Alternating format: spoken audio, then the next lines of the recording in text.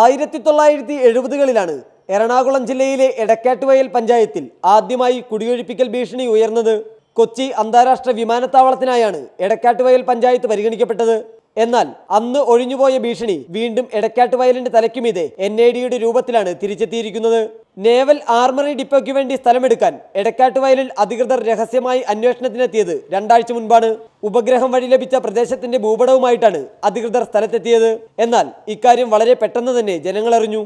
NAD അധികൃതർ അവരൊരു satellite survey സ്കെച്ചുമായിട്ട് വന്ന് വില്ലേജ് ഓഫീസറെ സമീപിക്കുകയുണ്ടായത്. അപ്പോൾ അവർ പറഞ്ഞു അവരുടെ സ്ഥലങ്ങൾ ഇത്രയും സ്ഥലങ്ങൾ ഐഡൻറ്റിഫൈ ചെയ്യണമെന്ന് പറഞ്ഞു. വില്ലേജ് ഓഫീസറുമായി ഒന്നിച്ചു പോയി കുറേ സ്ഥലങ്ങൾ ഐഡൻറ്റിഫൈ ചെയ്തിട്ടുണ്ട്.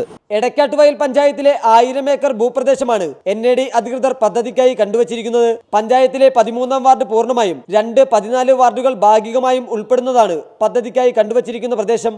4 കോളനികളിലെ 450-ലധികം കുടുംബങ്ങളടക്കം 1500ഓളം കുടുംബങ്ങളിലെ 6000-ലധികം ജനങ്ങളാണ് ഇതോടെ ആശങ്കയിലായത്. ഇവിടുന്ന് മാറി താമസിക്കേണ്ടി വരിക എന്ന് പറഞ്ഞാൽ വളരെയേറെ ആശങ്കയിലാണ് ജനങ്ങൾ. ഇതിനെ എന്ത് വില കൊടുത്തും എതിർക്കണം. ഈ പദ്ധതി ഇവിടെ വരുന്നതിനെതിരെ എല്ലാ ജനങ്ങളും ഒറ്റക്കെട്ടാണെന്നാണ് എനിക്ക് പറയാനുള്ളത്.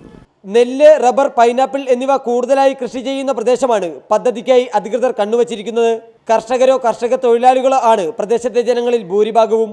അതുകൊണ്ട് തന്നെ കുടിയൊഴിപ്പിക്കൽ ഈ പ്രദേശത്തെ ജനങ്ങളുടെ ജീവിതമാർഗം തകർക്കുമെന്നാണ് അവരുടെ ആശങ്ക. ശരിക്കും ഇവിടുത്തെ കൃഷി എന്ന് പറഞ്ഞാൽ മെയിനായിട്ടും റബ്ബർ കൃഷിയാണ്. റബ്ബർ കൃഷി ആശ്രയിച്ച് ജീവിക്കുന്നവരാണ്. അപ്പം ഇത്രയും നല്ലൊരു സ്ഥലങ്ങളൊക്കെ ഇട്ടിട്ട് പോയാലും അവർക്ക് വീട് ഒരു ഭൂമി കിട്ടുവാനോ അതനുസരിച്ച് അവരുടെ ജീവിതം കരുപ്പിടിപ്പിക്കുവാനോ സാധിക്കാത്ത ഒരവസ്ഥയാണ്. മൂലമ്പിള്ളിയിലും ബ്രഹ്മപുരത്തും പദ്ധതികൾക്കായി കുടിയൊഴിപ്പിക്കപ്പെട്ടവരുടെ അവസ്ഥയാണ് ഇവിടുത്തെ ജനങ്ങളുടെ ആശങ്ക വർദ്ധിപ്പിക്കുന്നത്. ഇത് കൃത്യമായി മനസ്സിലാക്കിയ പഞ്ചായത്ത് അധികൃതർ അവസരത്തിന് തുയർന്നു. കക്ഷിഭേദമന്യേ ഏകകണ്ഠമായാണ് കുടിയൊഴിപ്പിക്കൽ ഭീഷണിക്കെതിരെ പഞ്ചായത്ത് പ്രമേയം പാസാക്കിയത്. പ്രധാനമായിട്ടും ഇവിടുത്തെ ജനങ്ങൾ എന്ന് പറഞ്ഞാൽ കൃഷിയെ ആശ്രയിച്ചാണ് ജീവിക്കുന്നത്. സർക്കാർ ഉദ്യോഗസ്ഥം പോലുള്ള മറ്റുള്ള കാര്യങ്ങളൊന്നും ഇവിടെ ജനങ്ങൾക്കില്ല. ഇത് എടുത്തു പോയി കഴിഞ്ഞാൽ പുനരധിവാസം ബന്ധപ്പെട്ടുള്ള കാര്യങ്ങൾക്ക് ജനങ്ങൾക്ക് വലിയൊരു ആശങ്കയുണ്ട്. തങ്ങൾ ജനിച്ചു വളർന്ന ഭൂമി വിട്ടു നൽകേണ്ട അവസ്ഥയെ എന്തു വില നൽകിയും നേരിടുമെന്നാണ് ജനങ്ങൾ പ്രതികരിച്ചത്. ഇക്കാര്യത്തിൽ യാതൊരുവിധ ഒത്തുതീർപ്പിനും തയ്യാറല്ലെന്നും അവർ ഉറപ്പിച്ചു പറയുന്നു. ഒരു കാരണവശാലും പോകാൻ പറ്റില്ല. ഞങ്ങളാകെ നിരാശയിലാണ് ഇവിടെ പോയി കഴിഞ്ഞാൽ. അതുകൊണ്ട് ഒരു കാരണവശാലും ഇവിടെ എടക്കാട്ടുവേലി സ്ഥലം എടുക്കാൻ പാടില്ല. ആയിരക്കണക്കിന് ജനങ്ങളുടെ ജീവിതമോ വികസന പദ്ധതിയോ ഏതാണ് വലുതെന്നാണ് ഇനി അധികൃതർ വ്യക്തമാക്കേണ്ടത്.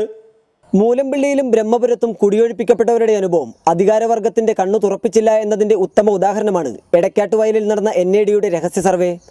ജനിച്ച മണ്ണും വളർന്ന നാടും ഉപേക്ഷിക്കാൻ മനസ്സില്ലാത്തവർക്കെതിരെ അധികാരവർഗത്തിന്റെ യന്ത്രക്കൈകൾ ഉയർന്നാൽ അതിനെ എന്തു വില നൽകിയും തടയാനാണ് പഞ്ചായത്തിന്റെയും നാട്ടുകാരുടെയും തീരുമാനം.